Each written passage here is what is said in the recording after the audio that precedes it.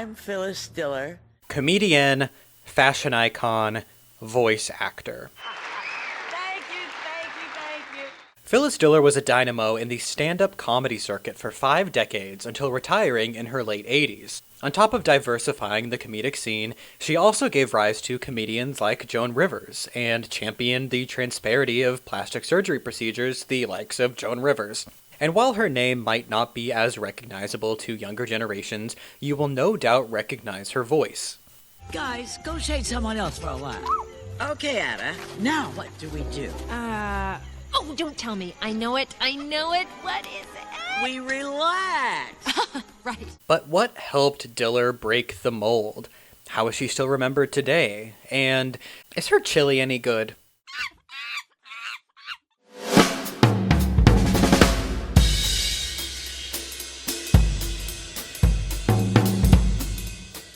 Born Phyllis Ada Driver, or Baby Driver,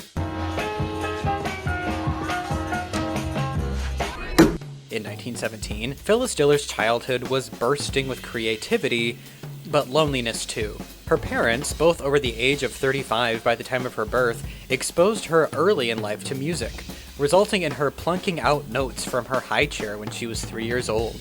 And, due to the increased age of her aunts and uncles, she frequented many family funerals before the age of 10. It was from here, she says in her autobiography, titled Like a Lampshade in a Whorehouse, that she gained an appreciation for life.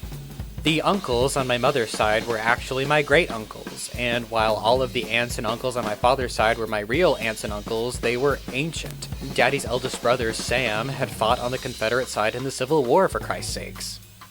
On top of her affinity for piano, she also found a great relief and peace when performing on stage, which she got to do many times in middle school and high school. She also developed a love for fashion and food. Her mother had made her clothes since she was an infant, or a baby driver, and would continue this until Diller graduated high school. Not everyone was impressed with this more outlandish sense of thriftiness, however, and Diller writes of a teacher that didn't think very kindly of her ideas. A short time later, she roasted me again when I turned up with fur pinned around the bottom of my dress. Fur trim was all the rage that fall, but once more she stood me up in front of the kids and said, "What is that?" You see, I was way ahead, always interested in food and fashion, and for some reason that rancorous old witch tried to thwart me every step of the way. After graduating, Diller attended the Sherwood Music Conservatory in Chicago for 3 years before deciding against a career in music. She cited shaky hands and an overall unsteadiness when performing for her annual semester evaluations. One of the examiners, Miss Keller, was an ugly old maid with stone gray hair, and I'll never forget what she said. "Miss Driver looks so good at the piano, it's too bad she can't play." I just blew it, but I did look good. Despite her prowess in less formal settings, she attended Bluffton College, where she met her first husband, Sherwood Diller. Sherwood was an exciting change of pace for Diller, someone who was full of wonderful, inventive ideas, someone who was going to rule the world one day. When they'd go on dates, they would always take his mother's car and use his mother's money, since he had neither of his own. He had also dropped out of college when he convinced himself he knew more than the professors. Where is that walking red flag guy? Still, the two would elope in 1939, and Diller would drop out of school to become the family's homemaker, something she had previously fantasized about as a 5-year-old, or as a baby driver. Together, the couple would have 5 children, and Sherwood would have just as many jobs, hardly staying at any of them for more than a few weeks. In an era of post-World War II female empowerment, yet before the feminine mystique, there were few examples for a housewife to point to when seeking fulfillment outside the home. Determined to do more, to be more, she began to work as a copywriter, penning ads for an Oakland, California department store before transitioning to broadcasting at KROW Radio. She also used some of the personnel to film several 15-minute segments of an unreleased show titled Phyllis Diller, the Homely Friendmaker, a proto-Sue Ann Nivens style show with treacly subversive advice on homemaking. Poor baby. Due to editing errors, these never made it to air, but she knew she was destined to entertain. During her time as a copywriter, she found a book called The Magic of Believing by Claude M. Bristol. The Magic of Believing is, while not a self-help book necessarily, a motivational textbook on how to achieve long-term and short-term objectives. She describes the experience reading the book as, I accepted nothing negative. In fact, I imagined a protective device for myself. It was a white feather cape that draped around me, ensuring that, like water off a duck's back, nothing could ever get through. It was just this Claude Bristol magic of believing that got to me because it didn't involve God or anybody else. Just me and each person. And making yourself a better person. Well, Liberace will tell you the same thing I do, that it was the turning point in his life. Mm-hmm. Well, no, it's sort of use your mind, use your thoughts, use them. Don't throw them away, just don't let them lie there. It would be this mentality to push her into leaving her radio station job and pursuing comedy full-time. Well, that and Sherwood. Believe it or not, Diller's narcissistic husband believed her to be funnier than the comics the family listened to on the radio or watched on TV.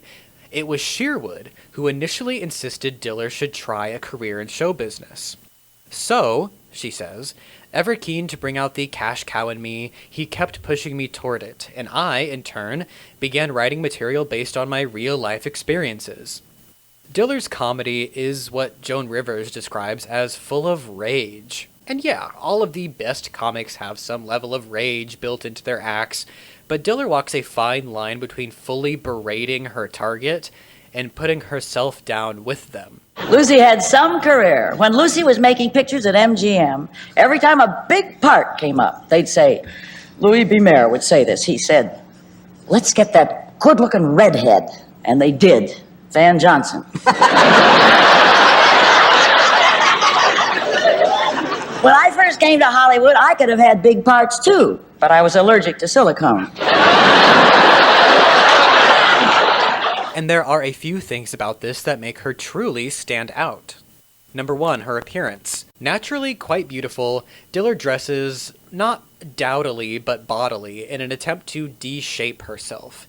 In her book, she describes her breasts like grapefruits, so she attempts to downsize by wearing dresses that don't accentuate any kind of figure. These outfits are so zany and iconic, you're not really looking for a figure anyway. And thankfully, due to the sexlessness of her image, her career could be preserved well into her later years. And on top of the outrageous dresses, she also utilizes a cigarette holder, but notably never smokes it. When questioned as to the reasoning behind this accessory, she states that all the male comics had one. George Burns equals a cigar, Phyllis Diller equals a never-used cigarette holder. This simple addition helps her to not only blend in with the boys, but makes her more active in her storytelling. She goes on to explain, If you want to stop a train, if you want to go leave the classroom, if you want to get someone's attention. So you see, and I used it as chopsticks, and I used it to show hostility. There were people alive today who will swear they saw ashes fall off it. Of course, it was wood. I'm very much against smoking. Number 2, her laugh. Diller's laugh punctuates her jokes, so when things feel like they're getting too heavy, she cuts it off with that timorous bass guffaw of hers. She spent most of her life in the back seat of a car. The only time a boy ever asked me to get into the back seat was to fix the speaker.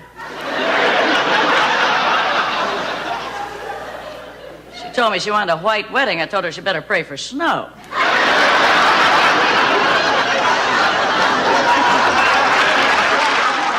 Not only does it give the audience a clue that she's probably laughing at herself, but she's also laughing with you, not really letting you sit in that awkwardness a subject like abortion would instill.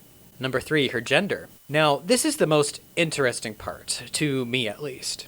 Before Diller, very few female entertainers told just straight jokes. Diller mentions how many more had a variety talent show format to their performances, including singing, some dancing, and joke-telling in between.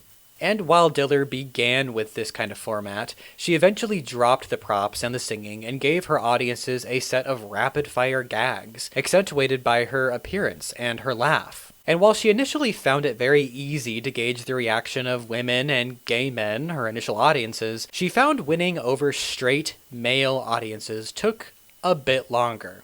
She describes many instances where she would bomb on stage in front of audiences who were either comprised almost entirely of men or sophisticates who never had to change a diaper in their lives.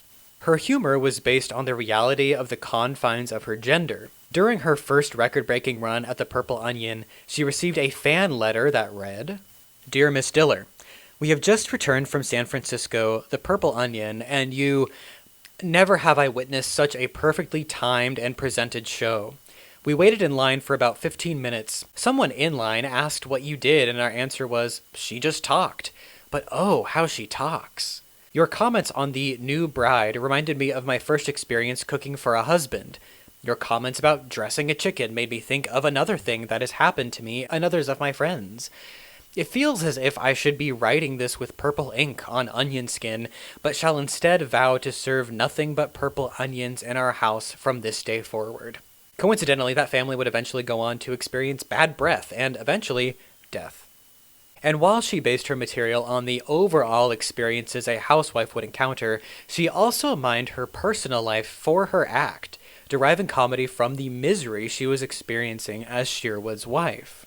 For a few months, whenever Diller would fly out of state, Sherwood would fake a heart attack, but refused to enter the doctor's office when they rushed him there.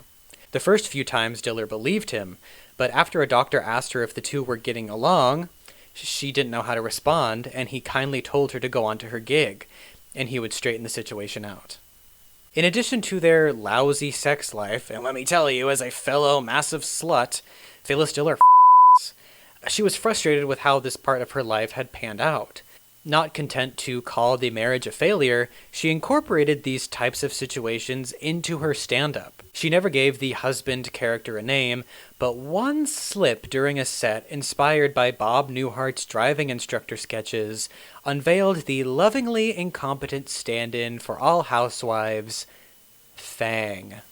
People think that Fang was one of your husbands. He wasn't. That's all right. I don't care what they think. As long as they As long as they laugh and as long as they pay their money to get in. But Fang is a figment of your I imagination. made him up. He was an ad lib. Really? Yeah, wonderful ad lib. Diller explicitly states that Fang is not Sherwood, but merely a conglomeration of all bumbling, foolish husband types. And while she was adamant Fang was not based on anyone in particular, Sherwood insisted he was Fang, eager to leech off the success of his wife without doing much work of his own. Eventually, the two would divorce, and she would get remarried. Fang is important to Diller's stand-up because he's an unseen character at whom Diller can throw her rage. She's not discussing a president or a fellow celebrity. She's openly dissecting the behavior of slobbish husbands everywhere. She was careful not to portray him physically in any kind of the routines that she did, but he did appear only once on The Dean Martin Show, played by Dean himself. Naturally, Fang, or the cheapest spaghetti plate. It came with plastic meatballs. Fang got one stuck on his tooth. I bet it looked like a stick shift on a sports car, huh? She makes this statement in her book, although I've watched this sketch and she never refers to being as Fang, but maybe she was referencing how she was actually playing off someone for this particular set of jokes. I don't know. There's a great essay by Rick Poulos that documents the life and times of Fang, compiled from the infamous 52,000 joke card set kept by Diller and donated to the Smithsonian Institute. I'll leave a link in the description.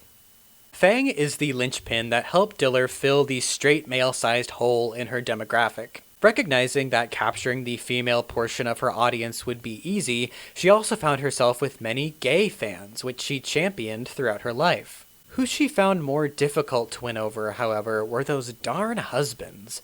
Why would a man subject himself to a stand-up set where he was explicitly set up as the butt of the joke?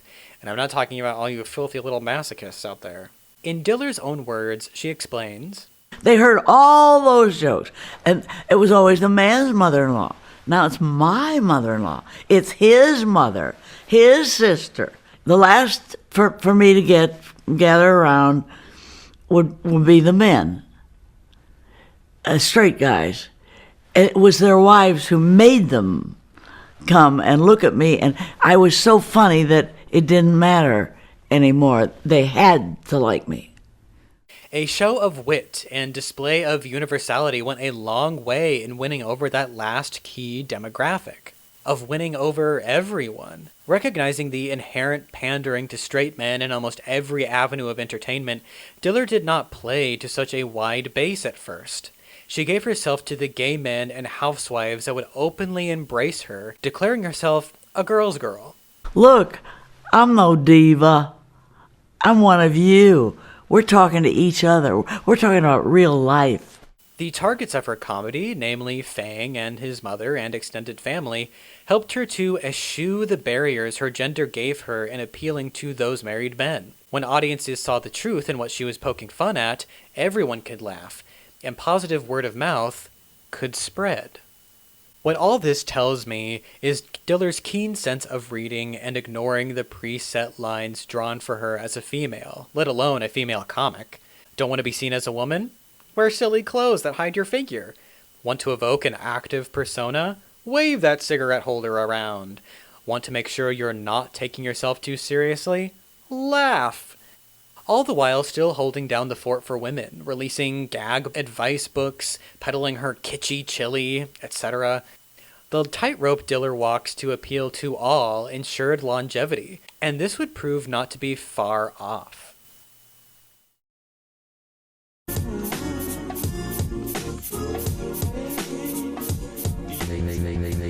It's like that thing when you're both driving down a road and you see a car coming. Oh, no, I messed that up. I screwed up the line. Okay, if we're sharing our favorite Jenna Maroney lines. No, how does it start?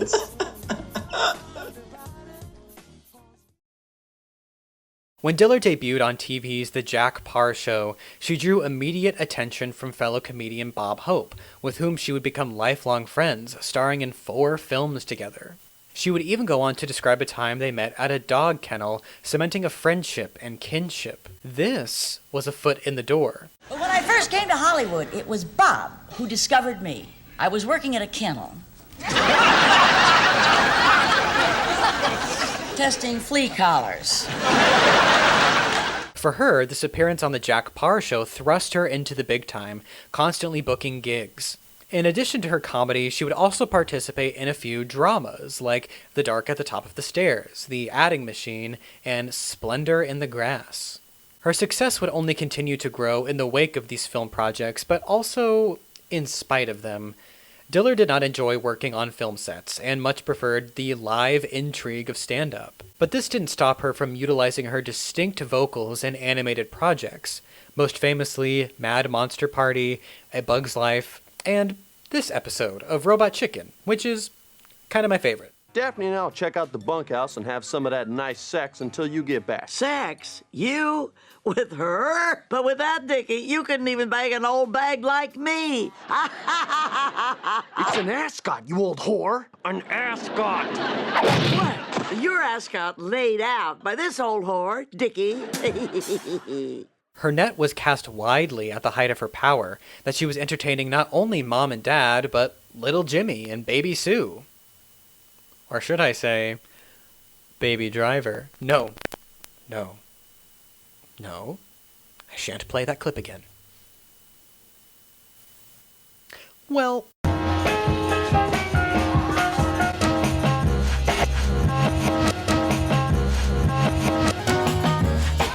On the liner notes of her album, Phyllis Diller Laughs, no cow is too sacred, and no office too high to escape the darts of her humor. That is to say, when you have no one target, everything is fair game, and that, to me, reads as someone very in tune with the world around them. She employed not only the depths of her own brain, but many talents who are still around today, or who have recently left us. Notably, Joan Rivers was a writer for her in the 1960s and really let her dry observations fly under Diller's tutelage.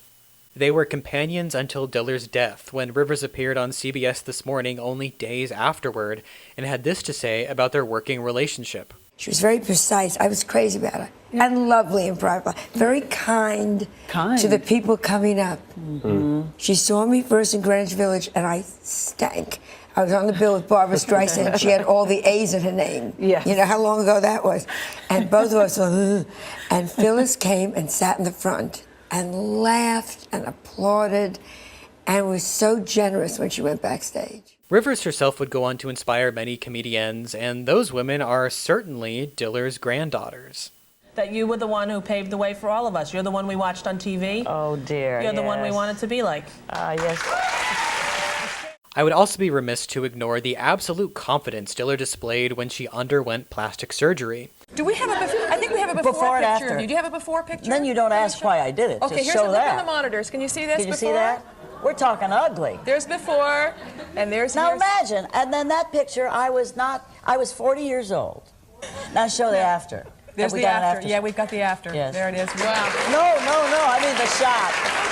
No, it's live. After is live. After, Yeah. right.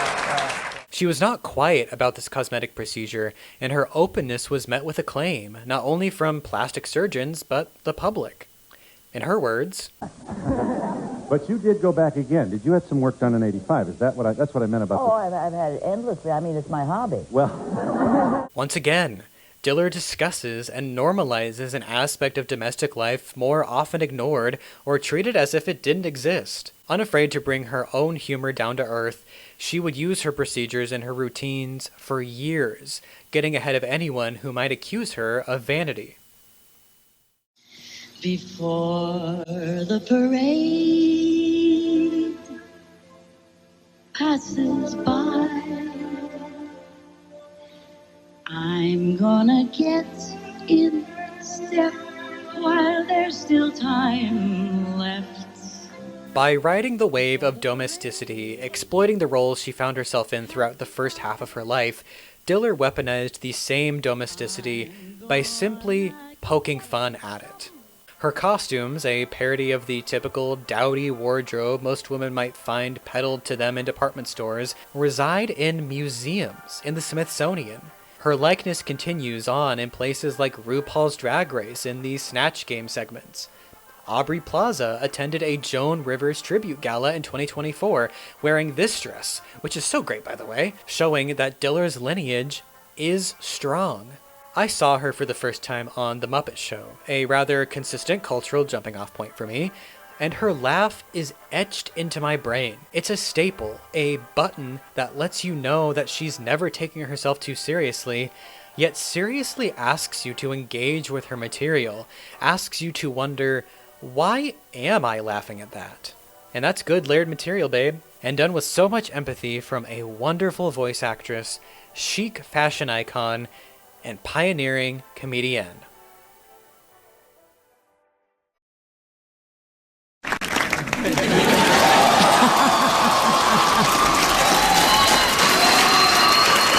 I'll tell you what I really, really want. I want to look 65 again, like I did when I was 30. I want to star with Bob Hope in another road movie, The Road to Cedar Sinai. But seriously, I want to be a Spice Girl because I hear spice is used as a preservative.